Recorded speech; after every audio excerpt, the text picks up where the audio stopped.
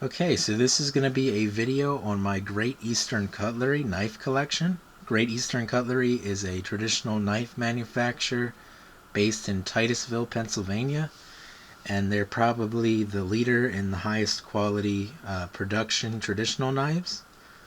And of course, they're made in Titusville, Pennsylvania, and I'm from Pennsylvania, so I really like these knives. So right here, this is my first Great Eastern Cutlery knife. This is a 21 Bullbuster. It's kind of like a case sodbuster a little bit, with some upgrades, of course. Of course, the case sodbuster was my introduction to traditional pocket knives. For the most part, you know, it's pretty much the knife that really got me into traditional pocket knives. So this is the Bullbuster. This one is in green, OD green linen micarta. And of course it has 1095 carbon steel blade, and you can see that I have carried and used this knife for things because there is some staining and everything on the blade, just like 1095 will do over time when you use the knife to cut food and, you know, things that are going to stain the blade, like food, plants, and all that kind of stuff. So I haven't really carried this knife that much since I've gotten other Great Eastern Cutlery knives, but it is my first Great Eastern Cutlery knife, so I'll probably, you know, hang on to it just to have my, you know, first Great Eastern Cutlery knife. So I'll put that up here off to the side. We'll talk about the next one. This is the second Great Eastern Cutlery knife I ever got. These probably aren't going to be in order. I just know that this is the second one I got. I didn't used to be into multi-blade patterns, but since I've started really getting into traditional knives, I have started to get into traditional knives with more than one blade. So this is the Gunstock 44 Buffalo Jack, I think is what it's called. It's got a long name. You have a clip point main blade. And then let me try not to cut myself here as I get this pen blade out. And then it's got this fairly substantial, rather large pen blade. I actually like to use this pen blade. Sometimes I'll buy like little containers of cut up cantaloupe at work on lunch, and I'll stab them with the pen blade and eat it off of the pen blade, which probably isn't the safest thing to do. And I've been trying to get a 35 beer and sausage knife so I can have a knife with a fork on it, but those things are selling out really fast. They're selling for like triple what they did new on eBay. So I'm gonna try to get one of those knives. I'm hoping I can get one for, you know, retail instead of paying 3 times as much as retail, but honestly I really like the knife a lot, so I might end up paying it anyway. But I'm hoping it doesn't come to that. But anyway, 44 Gunstock is one of my favorite Great Eastern Cutlery knives, I think. It's a really good knife, and you can still find the jig bone version of this on some dealers' websites, which I don't really understand because it's a really nice knife and I really like it. I kind of wish I would have gotten the jig bone instead of this Gabon ebony that this one is. But this is the one I got, and I have tossed around the idea of getting another 44 in the jig bone, but I just kind of decided that I don't really need to have another 44, so I think I'm probably just going to stick with just my Gabon ebony 44. So that's that 44 Gunstock. And then, like I said, these aren't going to be in order because I don't remember. Then another one of this one probably is my favorite Great Eastern Cutlery knife that I own right now. I've carried it quite a bit. And this is the Great Eastern Cutlery number 97 Allegheny, and it's like a Coke bottle pattern, or a swell center hunter, or, you know, whatever you want to call it. But you know, you get a massive clip point blade here. This one is the beaver tail trim, so you get this awesome beaver shield here and the beaver tail etch on the blade. My blade does have a fair bit of patina on it and staining and everything, because like I said, I have carried this knife quite a lot because it's one of my favorites that I have. And this is as close as I'm going to get to a Daddy Barlow that Great Eastern Cutlery has put out at this point. I can always hope that maybe they'll put out a Daddy or Granddaddy Barlow one of these days, but this is pretty close. You know, it's a large clip point blade knife. These are still available on a lot of websites in different things, and I've kicked around the idea of getting one of the jig bone cover ones, or maybe like the yellow bone cover ones. I've kicked around that idea. I'm still not entirely still don't entirely know if I'm going to do that or not, because I really do like this pattern and they are still available. So I might do that one of these days, but for right now I just have the beaver tail one, and I've carried and used it a lot because I really like it. And you can see that on the back spring here too. It's got some staining on it from sweat.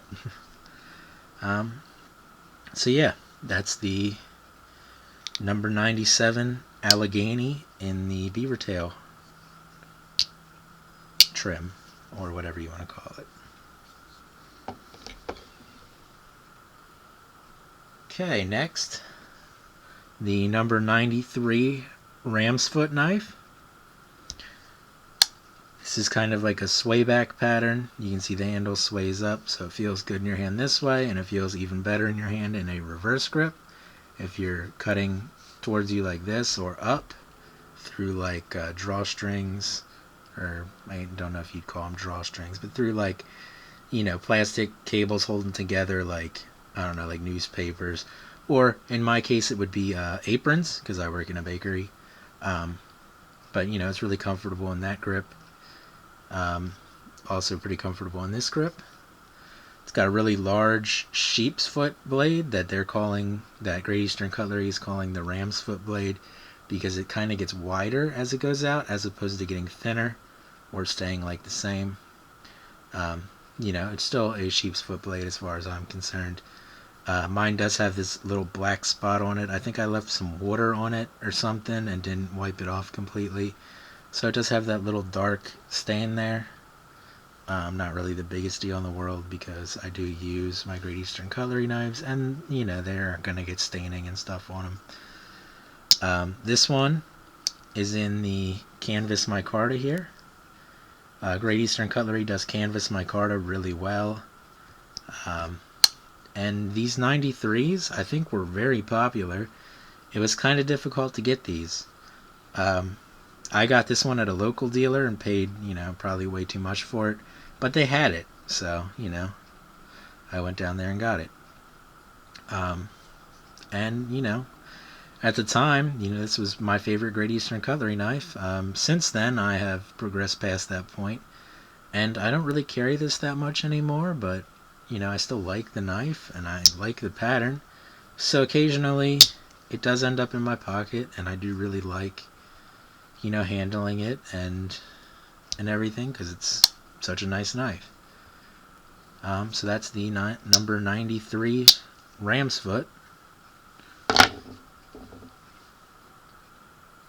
Okay, I guess this is next. This is the Great Eastern Cutlery 15 Huckleberry Boys knife, and this one came with the bail and the chain. I have taken the chain off. The chain is in the tube because I don't really have much of a use for a chain. And then the chain had like a little attachment that you could slip it over like a button on like your overalls or something if you wear overalls. So I don't really ever wear overalls, so I don't even own overalls. I'm not a farmer. You know, if you're somebody who wears overalls, or maybe like a vest or like a nice jacket or something with like some big buttons on it, you know, it might be nice to have that chain, you know, that way you don't lose your knife. But I took the chain off because I don't really have a use for it right now. I was thinking maybe over the winter I'll put the chain back on and slip it over like a coat pocket button or something, but I don't know. I left the bail on because I didn't want to damage the bail or these bone covers when I was taking the bail off, so I just left the bail on. Occasionally I'll put a strip of leather on there and you know, have like a little lanyard, Right now I don't have that on there. I go back and forth with it. I'll either have the strip of leather on it or I won't, and the bail just stays on it. It's got this really nice spear blade here. Great Eastern Cutlery does a really nice spear blade. You can see it's got like a swedge on it and everything, and it just looks really good. Of course, this one is stained and everything because I've carried and used it quite a bit. I really like the jigging on this knife. This is my favorite jigged cover bone knife that I have because I really love the jigging on this knife. I think this is really going to start to look awesome once it starts to get more wear on it. This is the antique yellow bone, I think is what they call it. But yeah, so that's the Huckleberry Boys knife. Nice little knife. These are still available because I think people didn't want them because of the bail and the chain, even though you can take the bail and the chain off. But yeah, so these are still available, around $100. Nice little knife.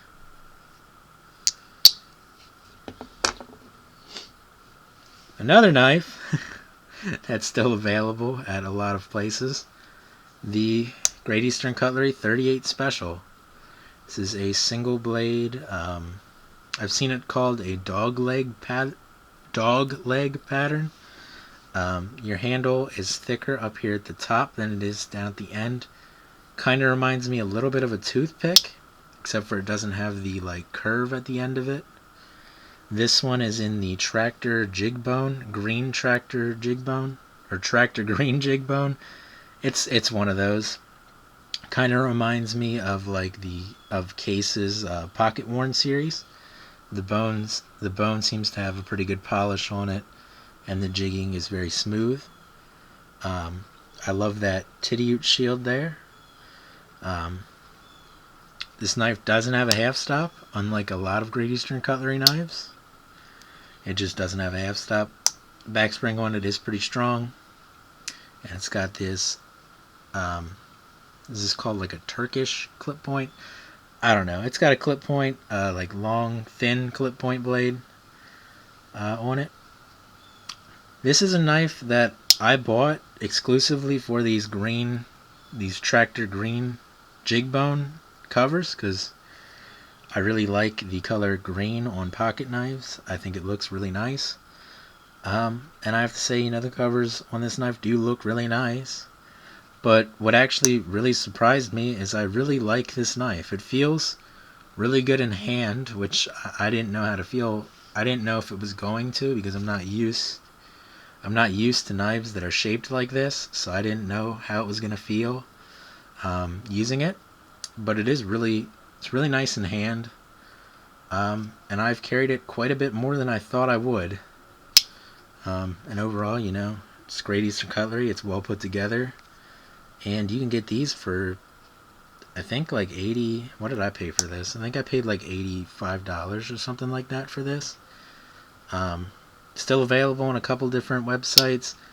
I think Collector Knives has a couple. I know they have some of the red ones. They made this in a red bone too. I know they have some of the red ones. I think Traditional Pocket Knives still has some. You can find them around. And it's a knife from 2017, so the fact that it's still around is kind of crazy because it's a really nice knife. I don't know if it's just people being unsure about the pattern, like I was, but I think it's a really nice pattern, and, I like it. So that's the Great Eastern Cutlery 38 Special. Okay. A knife that has kind of been my grail knife for a little while. This is the Great Eastern Cutlery number 25 Barlow. Just a tiny little Barlow pattern knife. And this is the, what do they call this? The Pioneer? I think it's the Pioneer bone.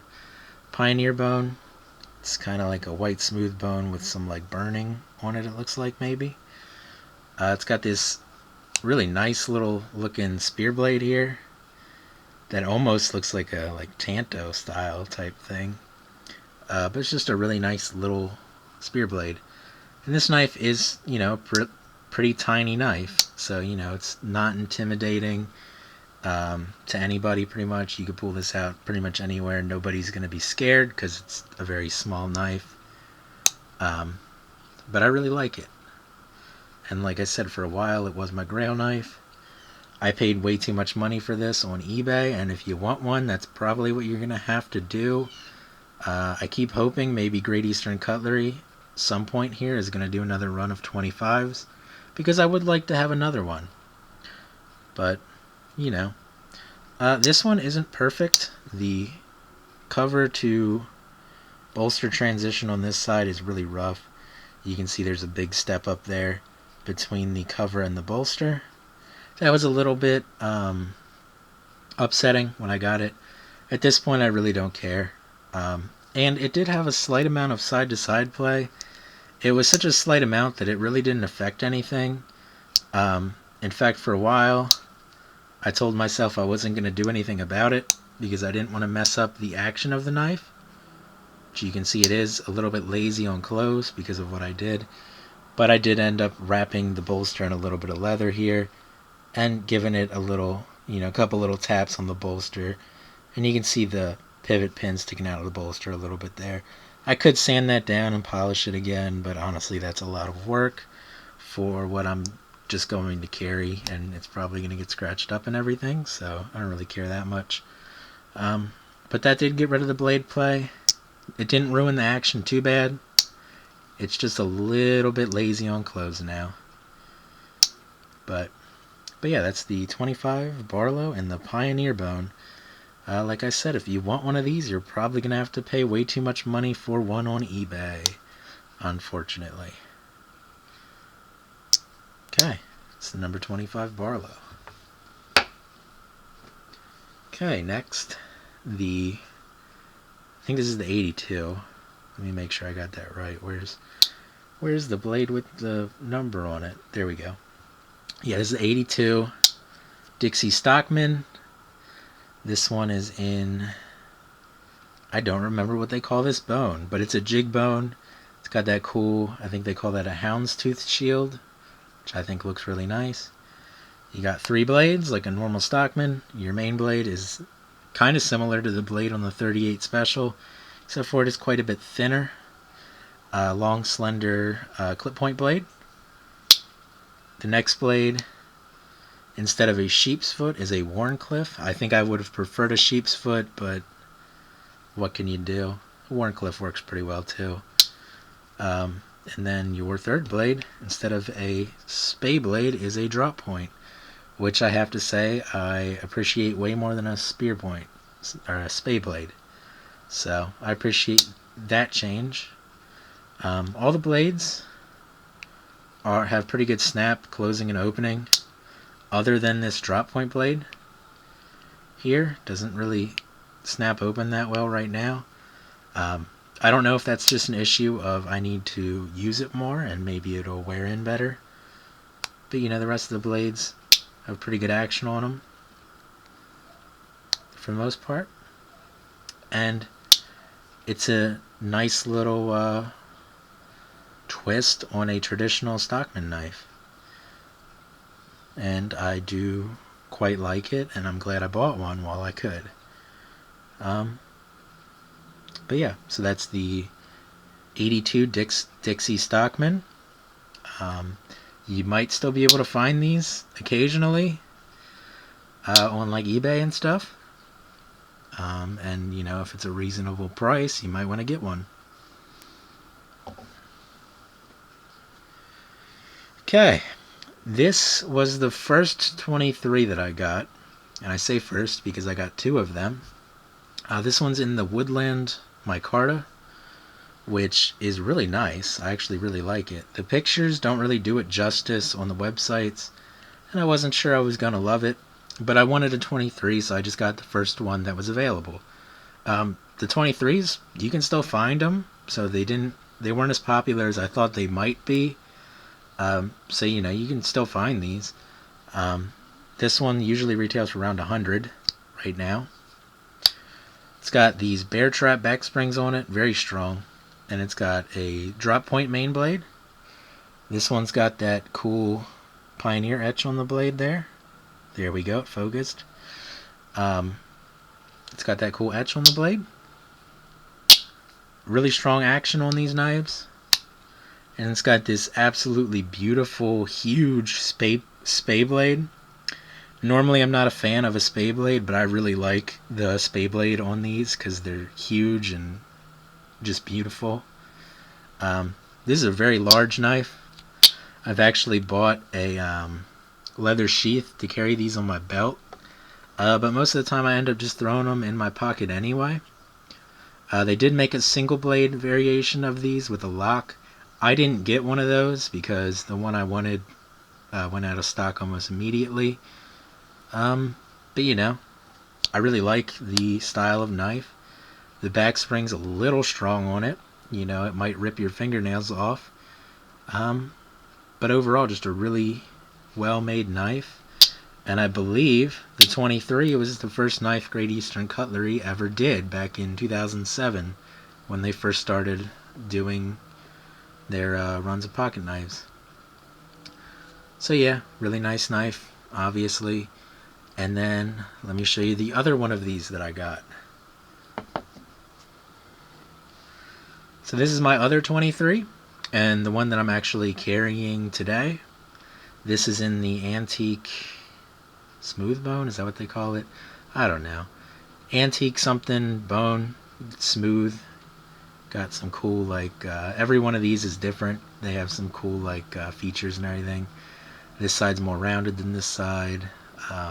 You know, every one of these is different, which I really like. Maybe it was antique natural bone. I don't remember. But this is my first Northfield knife. Northfield has a higher polish on them. You know, they're not better put together than the Titty knives because all of Great Eastern Cutlery knives are put together really well. But they have a high polish on them pretty much. And you can see that here in the bolsters. You can kind of see the camera and maybe me behind it. Yeah. So, you know, polished really well. You can get your Northfield unexcelled shield here. Looks really nice. The bone overall on these knives looks really, really nice. I was debating between this and the bullet knife, which was jigged, and I ended up deciding on this. I kind of wish I would have gotten the bullet knife, but, you know, I'm pretty happy with this one too. You can see again here the high polish on these blades and the Northfield unexcelled etch there on the blade. You can see this one does have some light staining on it. I have used this to cut up a little bit of food. I think it was some chicken or something. I don't really remember. But just beautiful, beautiful blades on this knife. And you got that big, beautiful spay blade again. The only thing about this knife, this spay blade, if I just let it close, it's going to get some blade wrap on the back spring. So I got to remember to kind of gently close that blade or it will hit the back spring. And that's just on this specific knife. My Micarta one doesn't have that. So, you know, these knives are kind of hand fit and everything. So every knife is a little bit different. And this big spay blade on this particular knife does get some blade wrap. So I just got to remember to gently close that blade. And I have tried sharpening it out. I don't know how much sharpening it would take to get rid of it completely, but I haven't gotten there yet. Maybe someday I'll get to the point where I'll be able to close that blade normally, but for right now I gotta be careful with it.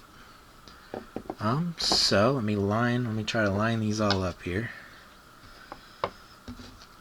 In focus here. I don't know how much time this is going to take. Hopefully not a whole lot.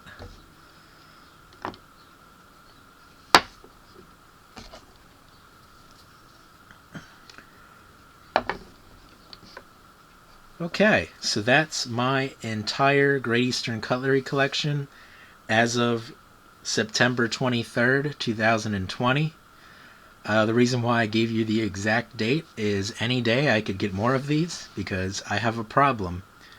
If you haven't started collecting Great Eastern Cutlery knives, I don't think I would suggest it. They are really well made, and after you start collecting these, I think multiple people have said it's really hard to stop buying them. And I know that's certainly the experience that I have had. So, if you're not collecting Great Eastern Cutlery knives, I don't think I would advise you to start.